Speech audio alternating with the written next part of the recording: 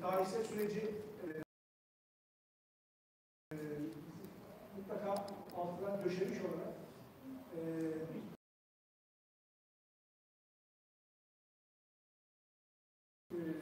dosya oluşturmak lazım ve bu dosyayı da buradaki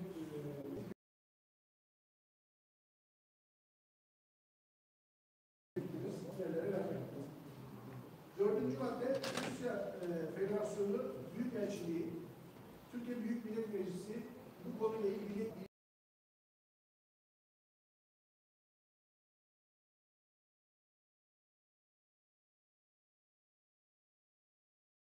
ilgilendirilmeli ve bu konuyla ilgili ilişkilendirilmeli. Bunu Sayın Başkan da bugün biz biraz konuşmak istiyoruz. Buradaki kurumların tamamı ve ilişkileneceğimiz diğer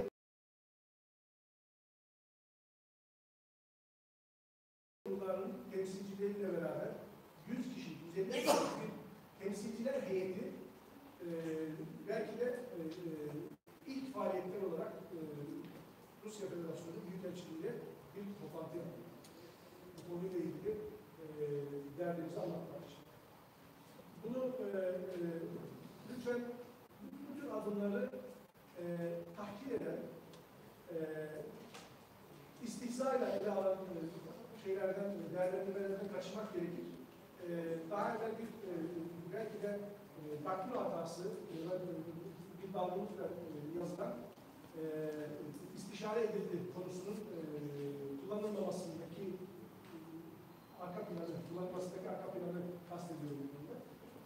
Rusya Federasyonu'nun Büyükelçiliği'ne Türkiye'deki durum müzakere edilmeli. Kardeşim, bu konu bu kadar toplumun problemidir ve bu problem bunlarla birlikte sizin probleminizdir denilmeli.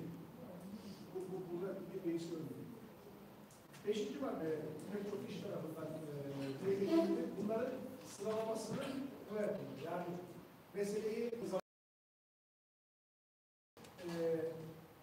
Şogetlik ne düşünüyor mantığından çıkarmamız lazım.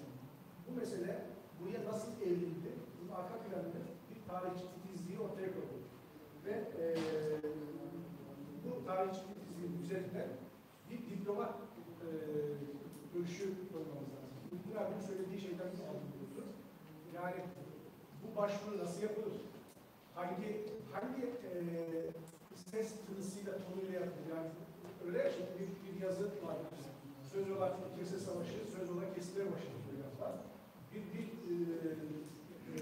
kalemname ortaya koyarsınız, bütün sinir uçlarını harekete geçirirsiniz, değerlendirme bile alırsınız. Ama öyle bir diplomatik perspektif koyarsınız ki, bunun değerlendirmeye muhtaç olduğunuzu izlenimi olabilir. Bu yaptığınız. Gülsel Hoca'nın söylediği bir hafta 10 gün içerisinde bu meseleyi ülkecek olan bir komisyon oluşturmaları ve çalışmaya başlamalıdır. Ve son olarak Cihat'ın konuşmasında bir not aldım. Yurt dışı Türkler ve Akraba Topluluklar Genel Müdürlüğü, yani Genel Müdürlüğü Başkanlığı başkanlığında ve Cumhurbaşkanlığı Bakanlığı'na bağladı. Bakan'a bağlı. Peki. Bakan'a bağlı. Bunlarla da istişare edilmeli, bunlarla da görüşülmeli ve bilgilendirilmeli. Benim alabildiğim noktalar bunlar. Şunu da önermiştim. Atlamışsınız dediğiniz bir şey varsa onu da notların arasına alayım. Yoksa eğer bunu hangi çerçevede yürütmemiz gerekir, onlara dair kısa bir istişare yapalım. Ondan sonra son soru olarak Sayın Referanslak'a söz verecek. Tartışmayı pardon. Diğerler şey gelmeden veyahut da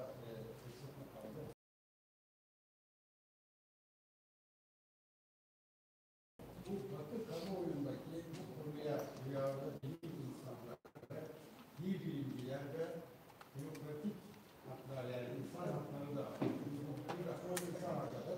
bunların da harekete geçebileceği, bunlarla beraber eğitimlerde düzenlenecek geniş katılımlı paneller ve bir basında ve kamuoyunda onların desteğini ve onların katılımını sağlayacak etkinlikleri de eğer atlatacak doğru söylediniz, onu konuşmuştuk. UNESCO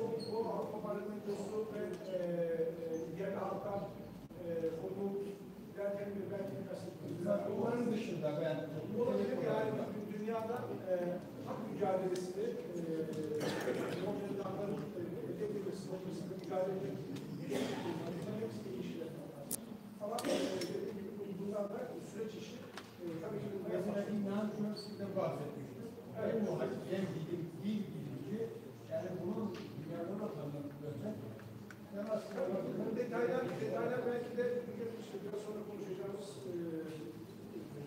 nasıl yürüteceğiz, kim yürütecek konusunda ki çok önemli vereceğim. Onları belki de tartışacağım. Önce Nusret Bey'e kalın, sonrasında bir defa çok güzel bir toplantı olduğu için çok mutluyum, memnunum. Bu vesileyle hem katılımcılar olarak hem de bizi misafir ettiği için teşekkür ederim. Birincisi. İkincisi, çok güzel bir moderasyon yaptığınız için size ve arkadaşlarımıza teşekkür ederim. Üçüncüsü, söylediğiniz ve yazdığınız şeyleri, yani arkadaşlarımızın söylediğini çok güzel özetlediniz. Onların hepsine katılıyoruz. Fakat şimdi bir eylem yapmak lazım. Bu kadar insanla birlikte yapılamaz. Bir şey seçmek lazım. O arkadaşlarımız bu işleri yürütür. Bizim onların arkasında oturmamız lazım. Şimdi yapılacak şey budur diye düşünüyorum. Sağ olun. Son olarak nasıl ifade edebilirim bilemiyorum ama Rusya kanunları arasında bütün kanunlar, Türkiye'de de boşluklar var. İşte Türkiye'deki kanunlara 2 madde dahi sığdırabilir.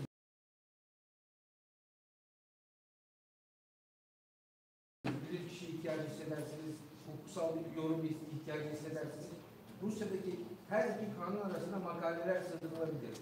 Dolayısıyla Rusya'daki mevcut kanunla alakalı, bizimle alakalı kanunlardaki bütün ince detayları, hatta alt şeyleri dahi incelenmesi gerekiyor. Orada bir takım boşluklar bulunabilir. Evet, teşekkür ederim. Tekrar teşekkür ederim. Ben de Nusret Bey gibi bizi bu arada buraya toplayan değerli başkanlarla teşekkür ederim. Size de bugün birçok görüş burada dile getirildi. Çoğu benzer görüşler. Benim aldığım onlara da var. Bundan ilgili bir çalışma yapılabilmesi için bugün burada bir komisyon teşkil edilmesini öneriyorum. Ve esas bu konuyla ilgili bir komisyon teşkil edilmesini öneriyorum ve kısa sürede de çalışarak bir sonuç elde edip bir başvuru yapılacaksa yapılmasını, bir bildiri yayınlanacaksa yayınlanmasını, ne tür bir eylem düşünülüyorsa buna acil olarak karar verilmesi için bu komisyonun çalışmaya başlamasını öneriyorum ben. Evet. Teşekkür ederim. Sizin bu konuda bir hakkınız olur mu?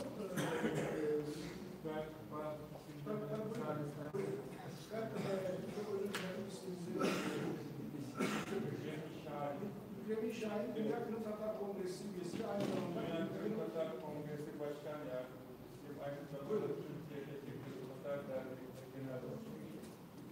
Şimdi arkadaşlar bu büyük sizinle beraber olmaktan büyük mutluluk duyuyorum, şeref duyuyorum. Biz Çerkes halkları, Kafkas halklarıyla Kırım Tatar halkının kaderinin yakın tarih içerisinde kaderin ortak olduğunu, ortak acılar çektiğimizi ve çok zor şartlarda geçmişimizin acılarla dolu olduğunu biliyoruz. Her zaman acaba ortak çalışma yolları nasıl bulabiliriz diye kendi aramızda da istişare ettiğimiz çok zaman. Bugüne kadar kısmet olmadı. Şimdi Kırım Tatarlarının bir milli hareketi var. 100 yıllık bir hareket. Belki daha fazla. Sovyetler Birliği zamanını geçirdik. Biliyorsunuz 1944'te halkımız sürgüne gitti. Ondan evvel 1850'lerden itibaren muhaciret yılları var. Bu muhaciret yıllarının sebebi tabii bu insanlar kendi istekleriyle vatanlarını terk etmediler. Bu insanlar Rusya'nın yayılmacı, saldırgan, asimilasyoncu politikalarına karşı, Kırım'ı Tatarsızlaştırmak, Müslümansızlaştırmak siyasetine karşı bir mecburiyet hicretti ve Osmanlı coğrafyasına bir göç oldu. Aynı kaderi aşağı yukarı değişik şekillerde sizler yaşadınız. Orada kalan halkımız da farklı bir süreç yaşadı. Sovyetler Birliği'nin başlangıcı 1917'den itibaren çok farklı bir süreç yaşadılar ve 1921-22'de, 1929-30'da, 31'de büyük sıkıntılar yaşandı. 37-38'de halkımız çok büyük bir katliam.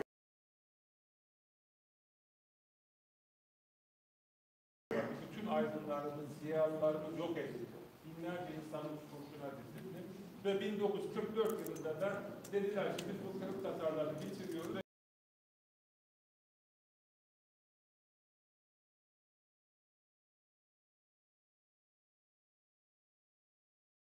Gönderiyoruz ve sizin yavrularla sizin Orta Asya söylemlerinizi gönderdik.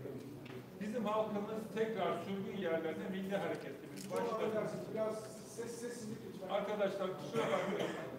Konu önemli bir konu. Yani ben 5 dakikaya sığmayacağım. Özür diliyorum. Birazcık şey yapacağım o konuyla alakalı. Ama çok kısa bir özet yapacağım size. Ve halkımız tekrardan yok olmamak için sürgün yerlerine tekrar bir araya geldiler. Ve tekrardan milli hareketleri başladı. Milli hareketimizin bir prensipleri var. Neydi bu prensipler? Bir, bu bizim milli hareketimiz. Ama aynı zamanda bir insan hakları hareketi, aynı zamanda bazı prensipler etrafında şekillenen bir hareket. Farklı görüşler vardı. Yani bu görüşleri ben bugün de burada benzer şeyleri gördüm. Bazı arkadaşlarımız milli hareketimizin içerisinde bazı inisiyatifler şunu söylüyorlardı. Diyorlar ki biz iyi komünistleriz. O bakımdan Moskova ile Komünist Partisi'yle iyi geçinmemiz lazım ve ortak noktalar bulalım. Bize yapılan bir yanlışlıktır mutlaka. Yani biz Marksist-Leninist insanlarız. Bize nasıl bunu yapar? Bir farklı görüşte şuydu, arkadaşlar bu bize yapılan bilinçli bir harekettir. İstikrarlı bir harekettir. 100 yıllardır bize yapılıyor ve biz buna karşı talep etmeliyiz, mücadele etmeliyiz ve bütün dünya kamuoyuna sesimizi duyurmalıyız. Ve bizim milli hareketimiz bu çerçeve içerisinde gelişti. Bu iki grup da güçlüydü ve bu grubun içerisinde mücadele etmeliyiz diye hareket öne geçti. Halkı toparladı ve Kırım'a tekrar dönüş mücadelesini başarılı bir şekilde gerçekleştirdi. Hala sürgün yerlerde 150 bin civarında insanımız var. Ama 400-450 bin civarında insanımız da şu anda Kırım'ın içerisinde. Birinci şey şu, biz Rus halkına düşman değiliz. Kesinlikle. Çünkü kapı komşumuz, akrabamız, kardeşlik evlilikler var, her şey var. Ve bunu samimi olarak söylüyoruz ve Rus halkına saygı duyuyoruz. Rus edebiyatına, Rus kültürüne, Rusların insanlık tarihine vermiş olduğu katkılardan dolayı saygı duyuyoruz. Bizim mücadele ettiğimiz, karşı olduğumuz Rusya'nın siyaseti. Yayılmacı, saldırgan, istilacı, asimilasyoncu siyaset, yönetime karşı mücadele. Yoksa Rus halkına karşı bir düşmanlığımız da yok.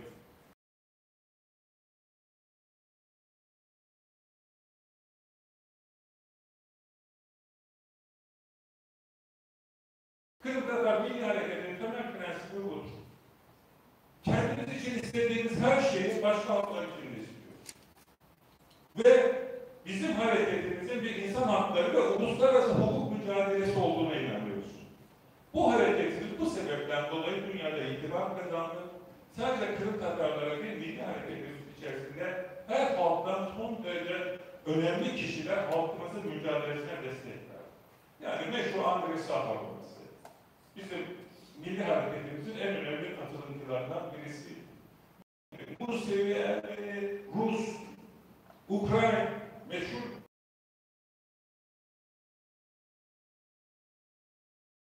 İkinci Dünya Savaşı meşhur General Andrei Petrenko yapmış olduğu çok meşhur bir konuşması bizim hareketimizin yönünü değişti. O bize dedi ki bir toplantıda rica etmeyeceksiniz. Haklarınız için, insani haklarınız, milli haklarınız için rica etmeyeceksiniz. Talep edeceksiniz. Siz kendi haklarınızı talep etmekten acizseniz, hiç kimse sizin için kılını kıpırdatmayacak. Bunları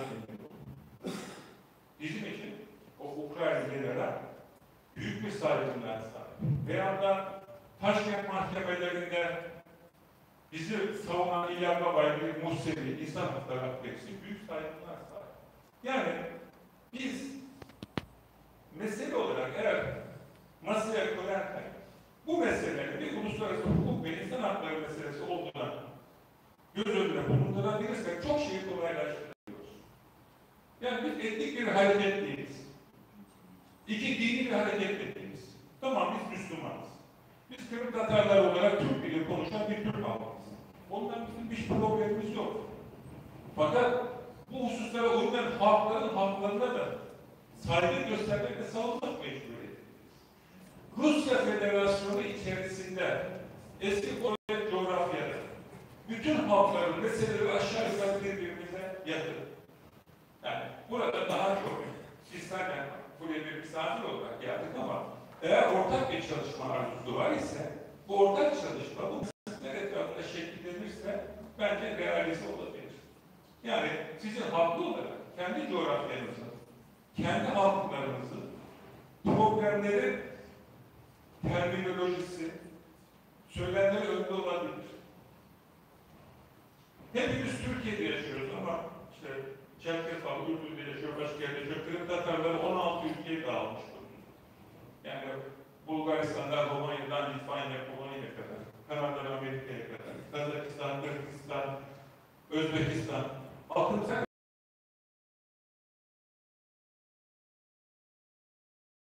yaşıyor. Her birimiz bulunmuş olduğumuz yerlerde vatandaşlarız. Biz Türkiye Cumhuriyeti Devleti'nin vergisini ödeyen namuslu, dürüst vatandaşlarıyız.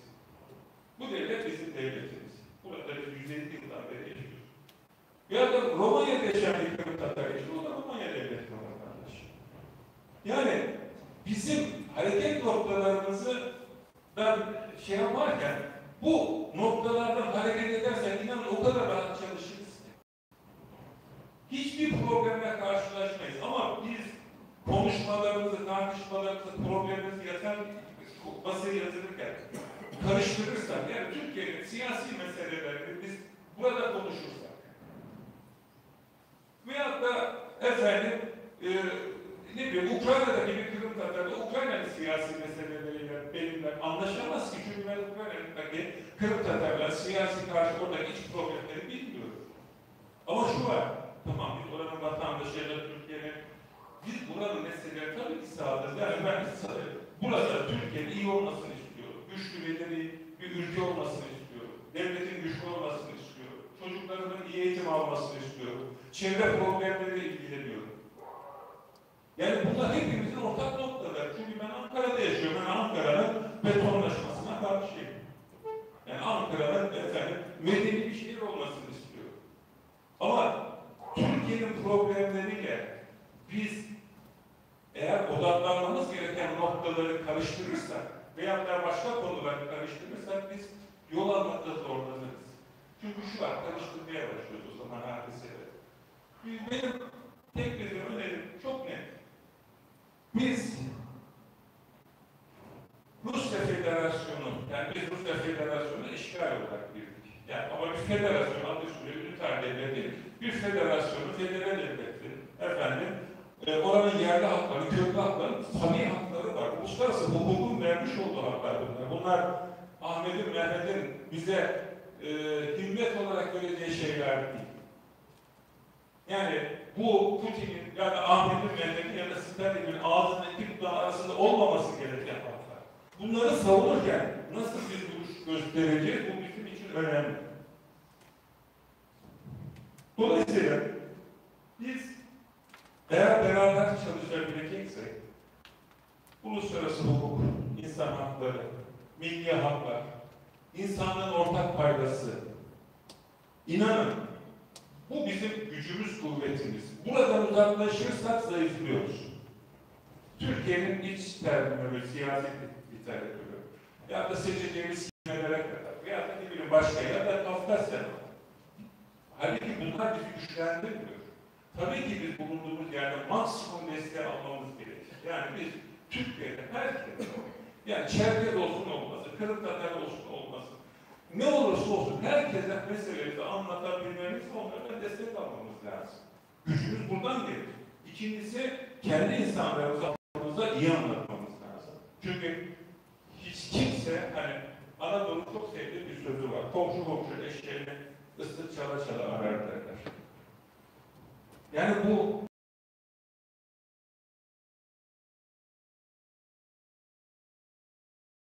ortak noktada iyi formüle edebilirsek inanın çok kuvvetliyiz.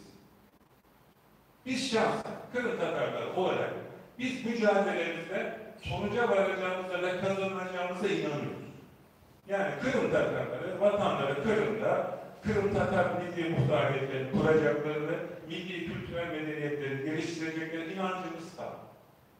İnanın 100 küsur yıldan beri de bu taleplerimize devam ediyoruz. Biz aynı şeyleri Kafkas halkları için de istiyoruz. Yani biz Rus halkına saygılıyız. Ama 15 milyon, 16 milyon kilometre kare toprağı olan bir devlet hala başkalarının topraklarının dindiklemesiyle de yani artık dur denmesi gerektiğine inanıyoruz. 16 milyon kilometre arazileri var. Kendi topraklarını idare edemiyorlar. Bugün Sibirya'da Çinli nüfusu Rus nüfusunu geçti. Rusya iyi bir nüfus problemiyle karşı karşıya. Kendi ve Rusya'dan Avrupa'ya inanılmaz bir Finlandiya ve İskandinav ülkeler üzerinden bir göç var. Bakın gidip Avrupa ülkelerine ya da takip ediyorsanız her tarafta Rus mahalleleri oluşuyor. Bunlar nereden geliyor? Rusya'dan kaçıp geliyor. Bir insan, bir ülkeden yani bir ülkeden insanlar kaçıyorsa orada problem var. Benim teklifim, son teklifim şu. Arkadaşlar, bu konuyla alakalı her şeyden önce bir yol haritası çizecek bir komite olması. Bu komitede biz neler üzerinde konuşacağız, nasıl bir bilgi hazırlayacağız, bunların altına nasıl imza atacağız, bunu tespit edeceğiz. Yani burada bu konularda iyi arkadaşlarımızın bir araya gelip, bu 10 kişi olur, 5 kişi olur, 15 kişi olur. Fakat bir periyodik toplantılar yapılması. Yani şu andaki mesele bizim meselemiz değil, önümüze gelen hemen çok acil bir mesele değil. Çünkü bu Dev Haber Ajansı'nda bu hafta bir arkadaşımız, Ufuk genç tarihçi arkadaşımız bir yazı yazdı, toplantı diye. 100 yıl evvel Rusya Federasyonu'nda konuşulan dille alakalı konuları, hani bu Rusya şeyler, aynı konular 100 yıl evvel de konuşuluyor. Kırım'da, Kazan'da, Moskova'da, aynı konular. Yani bugün konuştuğumuz konular 100 yıl evvel de konuşuyorduk. Yani acelemiz yok. Çok var. Yani bir karınca gibi çalışalım. Hiç boşluk bırakmayalım. Hakikaten meselelerimizi titizlikle analiz edelim ve etkili çalışmalar yapalım. Beraber nasıl çalışabiliriz? Onu istişare organı kurulması, haritasının çizilmesi, prensiplerin tespit edilmesi ve en önemli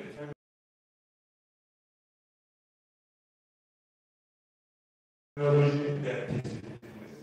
Yani orada kullanacağımız teşekkür ederim.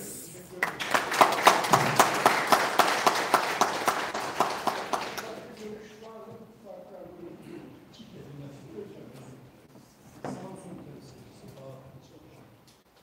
Bugünkü toplantı gerçekten çok sevindim, çok değer verdiğim bir toplantı oldu. Beyefendi konuşmada az önce dedi ki güç almalıyız.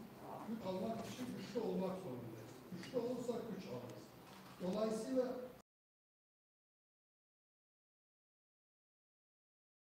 Sayın Başkanlarımız da buradayken biz her konuda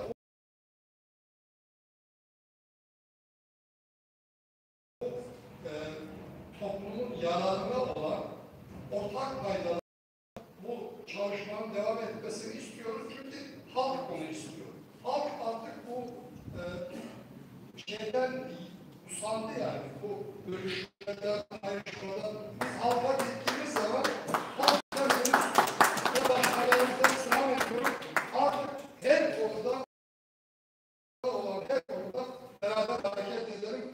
Hepinize teşekkür ediyorum. Saygılar.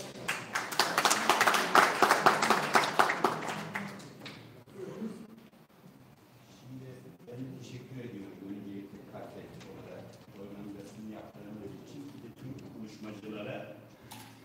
Şimdi değişik maddelerde değinildi. Türkiye'ye de bu konuda kriz yapılsın diye ama bunu daha net ortaya koymak yarar olur. Çünkü tasarımlarını düşünüyorum ben. Başbakan, Cumhurbaşkanlığı nezdinde, Meclis Başkanı nezdinde Meclis Başkanı ve Cumhurbaşkanı nezdinde eski açıklandı. Bir girişimde bulunularak yani burada gerekirse meclisteki grubu bulunan partiler nezdinde girişimde bulunularak daha net tavır almasını Türkiye Cumhuriyeti'nin yani tavır almasını sadece bizler değil çok azınlık olan Ermenistan, Yunanistan'ın da oralarda vatandaşları var. Kendi ülkesinden insanlar var. Bu ülkeler ya da Avrupa Birliği nezdinde de benzer çalışmaların yapılması mümkün olacağını düşünüyorum. Teşekkür ederim. Şimdi adım adım gittiğimizde geldiğimiz nokta şu. Bir komisyon, bir komite kurulması genel anlamda önerilerden ben onu alıyorum. Şimdi bu komiteyi kuralım ama bir konuda ben çok rica etmek istiyorum. Komisyona havale şeklinde olur. Yani bu çalışacak, bu işe vakit ayrılabilecek. Toplantılar komisyonu değişmeyecek. Evet, yani bu konuyu biraz böyle ele alalım. Birincisi o. İkincisi, benim önerim var. Eğer buna yönelik bir farklı bir önerim yoksa şöyle yapalım. Şimdi bu komitenin oluşturulması tabii ki şimdi hemen olacak bir şey değil. Misal çarşamba gününe kadar en geç. Bu Sayın Ülkemi Şahin Azerbaycan söylediği evet. Söylediği genel insan hak ve özgürlükleri çerçevesinde bir mücadele yürütüleceği ve günlük siyasi mülahazalardan arınmış bir mücadele yürütüleceği ön kabulüyle. Yani sen bana zamanında şunu demiştin, ben de zamanında sana şunu demiştim yani. Tartışacağımız çok şeyimiz olabilir. Ancak bir meseleyi ilerletirken başka bir meseleden mürekkep geliştirip süpet almak kısım onu da araya vermiştim. Bunu yapmadan bu mesele özelinde yani hepimizin ortak değerli olan Bey söylediği metafordan hareketle çok özür söylüyorum. Eşeğimizin ortak olduğundan hareketle hiçbirimizin ıslık çalarak aramayacağı ön kabulüyle çarşamba gününe kadar biz bu şekilde çalışırız. Ve bu komitede yer alırız diyenler birlikte karar verelim. Bir ya da iki kişilik bir üye bildirsinler. Bu konuda yine oluşum esnasındaki sekreteriyi Kaffet yürütsün arzu ederseniz. Bu yeni bir komite oluşturalım ve bu komite daha sonra bu az evvel not aldığımız maddeleri kendi yapılarından da aldığı bilgiler eşliğinde bir takvime bağlısın. Ya da en azından bir sıralamaya, takvime bağlısın, bir sıralamaya koysun. Ve ondan sonra da bu çalışmaları az evvel söylediğimiz gibi inatçı, akılcı ve ısrarcı şeyle yürütmeye başladı. Vereceğim misali. Ve zaman zaman bu toplantılardan çıkan şeyleri rapor etsin. Kurullarına rapor etsin ve gerekirse de bu şeyler, raporlar genelde açık olsun. Şimdi kurumlardan temsilciler derken hemen aklıma geldi. Söylemezsek usulsüz olur. Katılamayan ancak Kaffet'in çağrısına uyarak görüşlerini ifade eden yapıların isimlerini hemen hızlıca okuyayım. Yazılarını okumak için vaktimiz yok. Bunları gerekirse bu manada oluşacak olan bir internet ortamına koyarız ve oradan takip edilebilir. Kafkas Vakfı görüşlerini bizle paylaşmışlar. Şamil Eğitim Kültür Vakfı bizle paylaşmış görüşlerini. Düzce Üniversitesi Çerkezili ve Edebiyatı Bölümü öğrenci ve mezunları bir yazı göndermişler. abi zaten. Öte taraftan Bursa Çerkes Kültür Derneği Başkanı Şahin Cane görüşlerini paylaşmış ve Jines gazetesi bize yazılı olarak görüşlerini paylaşmışlar. Bunları mutlaka ulaşılabilir hale getireceğiz ama şu anda okumak için yeterli vaktimizin olmadığını düşünüyorum. Şimdi az evvel söylediğim çerçevede birazcık ikişer kişilik bir saniye, ikişer kişilik komite üyeleri konusunda fikirleri almaya başlıyorum. Ömer Bey'in aslında söylediği gibi bu komitenin devamlılığı aslında mutlaka gruplar tarafından tarafından bundan yazılı olarak önerilmesini, yazılı olarak bildirilen şeyler kim seviyorsa bir kısım olur. Sosyal paylaşım sitelerinden bir sayfa oluşturulur. Buradan da kamuoyuna bunların çalışmalarını açıklama mantığı izlersek daha güzel olur. Orada da önerilen isimlerin hepsinin tek tek işlenerek kamuoyuna duyurulmasında fayda var. Yani bu devamlılık açısından. Vereceğim bir saniye. Görev taksimi ya da eylem planı içerisinde alınmasında fayda olacak kanaatindeyim. Uygun görülmesi tabii. Bu konuda İsrail'deki hemşehrilerimiz parlamentoyla rahatlıkla görüşebiliyorlar. İsrail parlamentosuna taşınabilir. Bir ürün için daha iyi şey olabilir sanıyorum. Her iki ülkedeki derneklerin de bu işte aktif değillerse mutlak surette haberdar edilip oradaki parlamentolarla bu işini götürmesinde fayda olacak kanaatindeyim. Aynı şey burada olacaksa her Türkiye'liler partilere, parlamentoya vesaireye gidecekse bu iş bir emsalini İsrail ve Ürdün'den en azından Almanya ve Amerika için bilemiyorum şeye bağlı. Faydalı olacak kanaatindeyim. Hatırlatmak istedim. Teşekkür ederim. Çalışmanın içerisinde olacak. Evet, çalışma içerisinde. Çalışma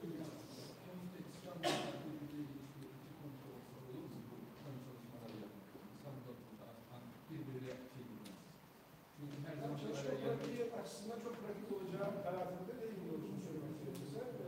Yani bir araya gelerek İstanbul, Ankara, Dolayısıyla biraz daha yapabilir. Yoksa ağzından Çok farklı şekilde gelişebilir yani iki taraf iki komite olduğu zaman iki farklı şeyler üzerinden pratik olmayabilir. Yani bu komite aslında yani biz orada görüşlerimizi bildirmek gibi bir şey olmayacak. Burada çalışabilecek ehliyetli olan, bu konularda birikimi tecrübesi olan arkadaşları sizler en iyisinden biliyorsunuz. Yani yönetimlerinde 6-7 kişi bir grup, gerekirse 2-3 arkadaşımız şey yapabiliriz, teklif edelim. Ve bunlar pratik olarak yani buradaysa Ankara'da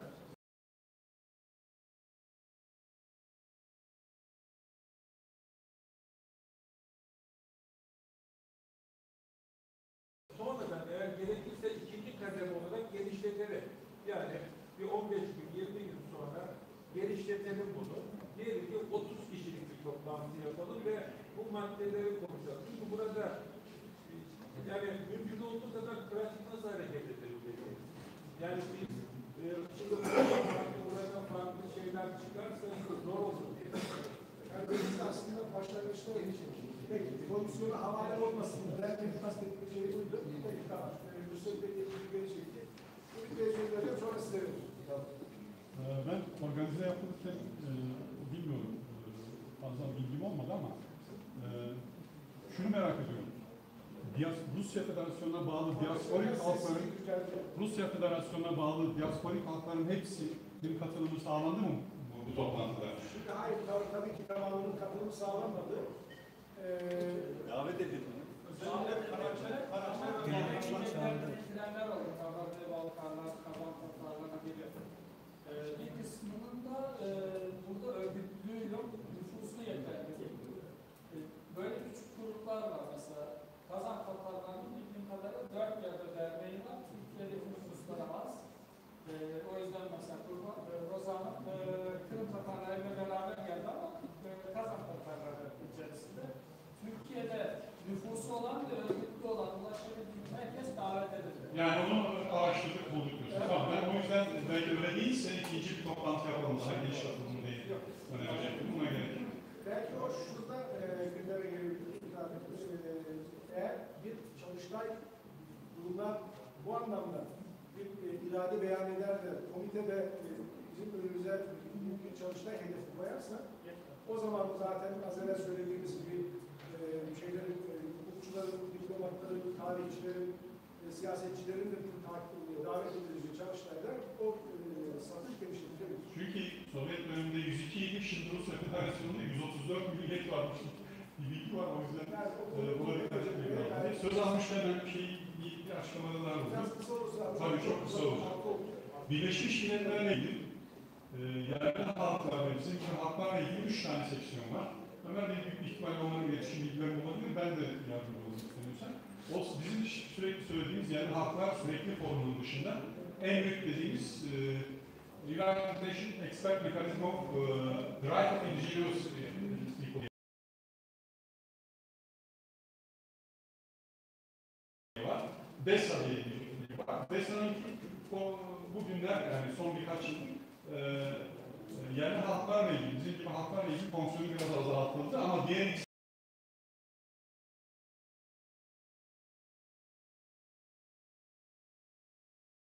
konuyla arkadaşlar Çok özür dilerim. Bir söz vermiştim. Ondan sonra sizinle Artık sabırlar son yere geldi ve şöyle söyleyeceğim. Komisyon durum dedi ya. Şöyle bir şey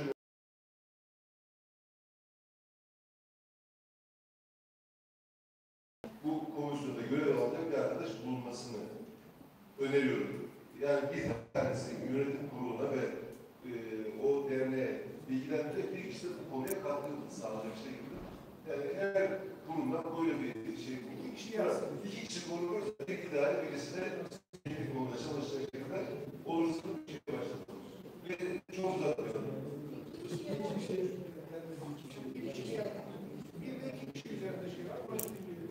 İyi akşamlar herkese, toplumlarda. İletişim konusunda bir şey dikkat çekecektim. Biraz daha bir süre, mesela 2 gün kala biz bu toplumdan beraber olduk. Doğru yetiştiğim konu söyleyeyim. Biraz iletişimde biraz bir önceden haberdar olursanız veya sadece mail değil, telefonla da haberdar olabilirsek.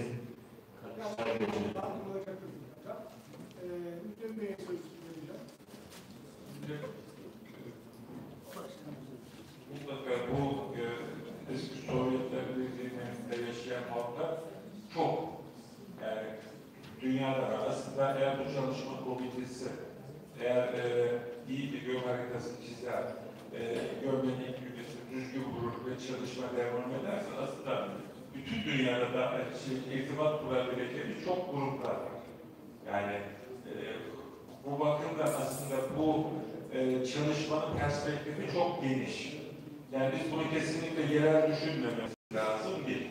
İkincisi, yani her dernek bu iş komitesinde başlangıçlar bulunsun, yani bir kişi, teknik bir kişi, bence doğru değil. Neden doğru? Bu pratik olur. Çünkü şu var, yani bizim de mesela Türkiye'de Kırım Tatar dernekleri vakıflarla beraber 50'nin üzerinde 30 tanesi bize bağlı, 20 tanesi bağımsız. Yani burada bir temsil keyfiyeti aranmamalı. Yani ben temsil edildim, sen önce bir çalışma komitesinde pratik konular. Çünkü bizim bu dille alakalı, yani burada çıkan yasayla alakalı bir mesele, teknik bir mesele değil arkadaşlar. Yani biz dildeki metodolojiler üzerinde ya da dilin uygulanmasıyla ilgili bir çalışma yapmayacağız. Bize halkımıza karşı yapılan bir politikaya karşı biz tavrımızı koyacağız. Yani biz orada akademik teklifler götürmeyeceğiz. Yanılıyor muyum? Yani bu bir dil kongresi değil, bir dil çalıştayı da değil bu. Bu bizim halkımıza karşı yapılan bir hak ihlaline karşı yapılan bir davranış biçimi. Dolayısıyla bunu bu şekilde almamız lazım. Bir şey daha söyleyeyim. Yani şimdi bu bulunduğumuz tehlike aslında o kadar şey ki, önemli ki, bakın 1930 yılında Büyük Sovyet Ansiklopedisi'nde Sovyetler Birliği'nde 160 halktan bahsediyor. 1960 baskısında 130 halktan bahsediyor, 30 halk yok olmuş. Yani şu anda yani küçük halk, büyük halk falan böyle bir şey değil. Bir zihniyetle karşı karşıyayız. Yani bu zihniyet nedir? Büyüyle, küçüğüyle. tamamen asimilasyoncu bir politika uyguluyor.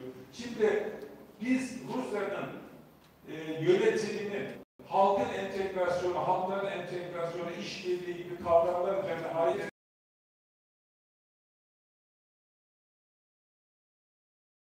saygı duyacağız. Entegrasyon tabii bir şey. Ama asimilasyon farklı bir şeydir, insanlık suçudur. Uluslararası kurumlara göre bu bakımdan perspektif çok geniş. Yani biz buradan bir yerden başlayalım. Fazla detaylı olmayalım. Ve pratiği çok güçlü. Yani bugün sizlerin işte bu çalışmalarınız, yani bu 5 yıllık, 10 yıllık değil, yani yönetimde olsanız bile halkın bir birikimi tecrübesi var. Bizim halkımızın, Kırık Tatarların çok ciddi bir birikimi var. Ve bir tür uluslararası planları çalışıyoruz. Yani Amerika'da, Kırgızistan'a kadar derneklerimiz teşkilatı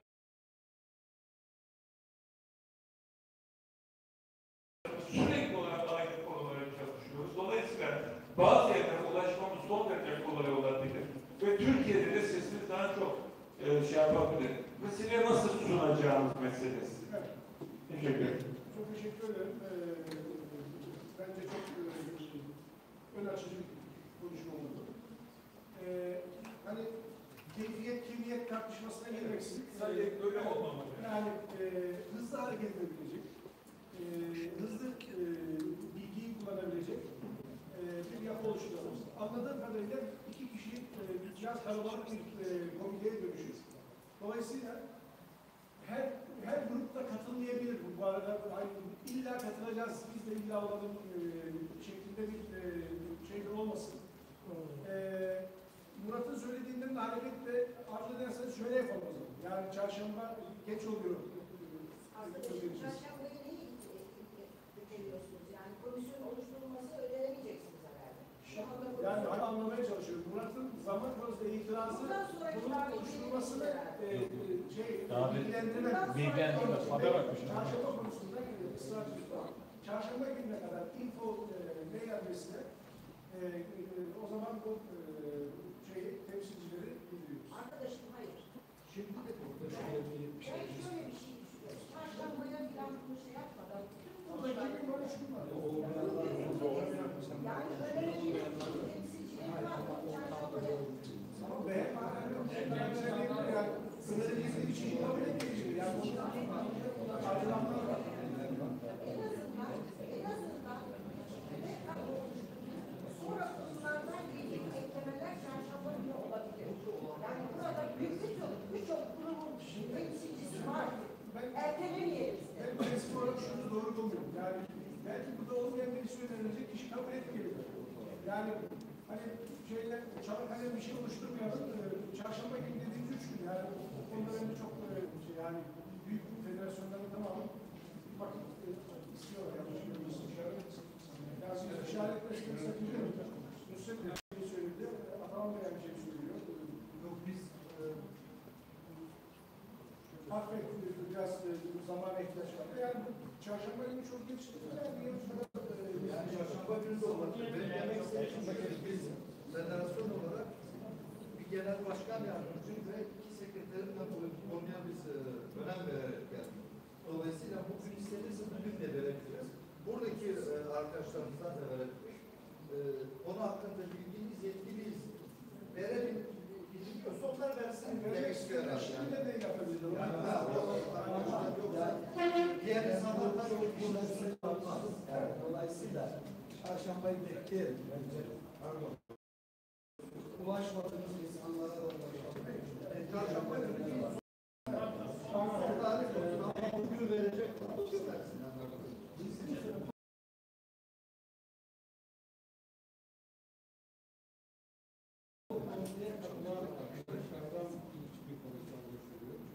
Bunun gerçekten çok ciddi şekilde bir bilgi paylaşımı ve bir başka bir şey olurdu. Yani bu toplantıya katılmayan insanlarla oluşacak. Yoğunlukla onların hepsindeki konuşuyorum. Ben özellikle istiyorum. Yani bu salonda bu halde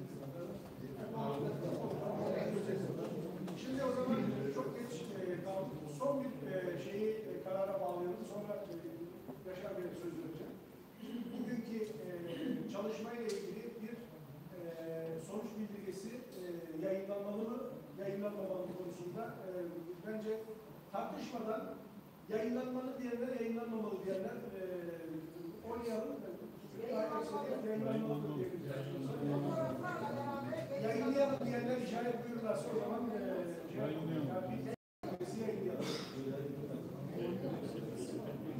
yayınlamayalım diye var mı sonuç bildirgesi? Peki bu sonuç bildirgesi yayınlamak anlamında biz moderasyon olarak alalım, görev alalım ve sonuç bildirgesi yayınlanmadan evvel bugün bu toplantıya katılan her kuruma dönüp çalışmaya koyalım ve oranın olumlarını aldıktan sonra da yine de yazın.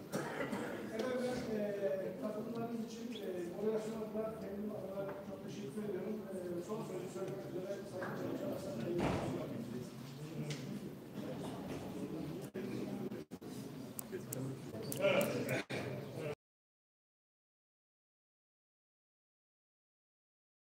Saygıdeğer Hazır, birbirinden kıymetli kurum temsilcileri görüşlerini, çok kıymetli görüşlerini söylediler.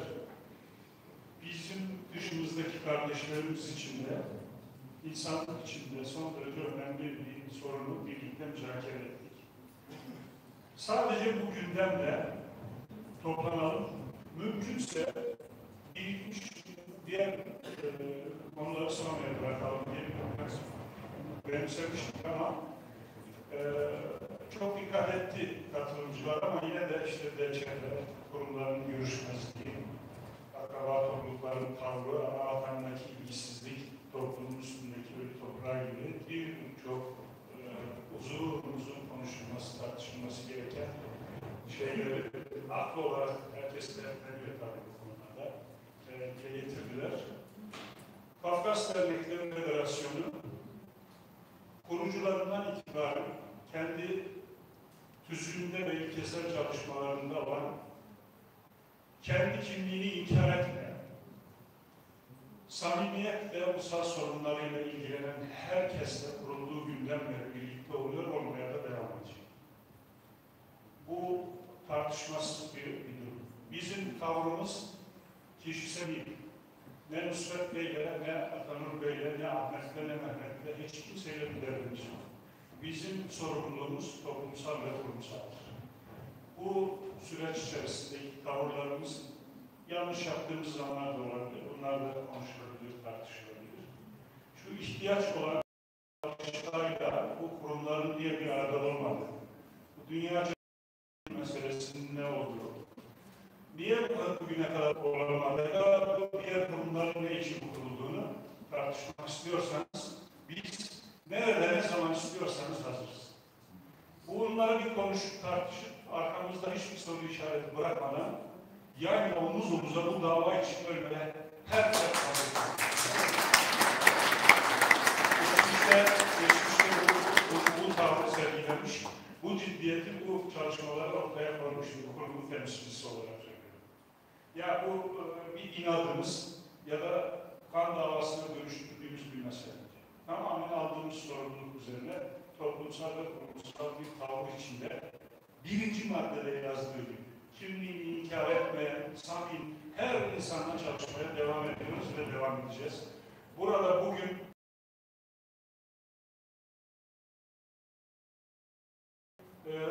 saygıdeğer başkanlar, hanımefendiler mesafe tanımaksızın konuyu kendinden devredip gelen Kırım Tatarlar, Nogaylar ve herkese çok teşekkür ediyorum.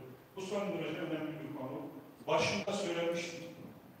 Çeçen Ahmazosvet savaşları sürgün soykırım kadar önemsenmesi gereken bir konu.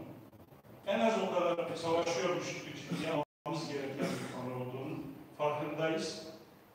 Ufak tefek meseleleri sonra tartışırız. Ben tekrar ediyorum, ne zaman, nerede, hangi şartta, koşulda istiyorsanız bir araya gelip konuşur, tartışır, hepsini süpürür öteler, önümüzü açar, işimize bakarız. Ben hepinize saygılar sunuyorum. Yol gidecek arkadaşların yolları açık olsun, sağ salim yerlerinize dönün.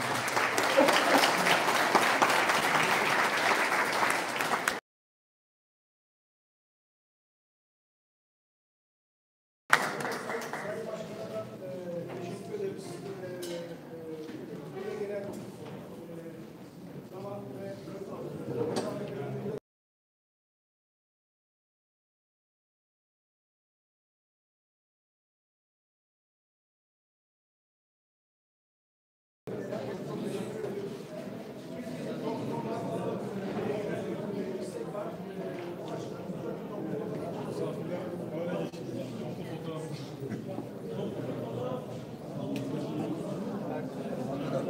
arkadaşlar.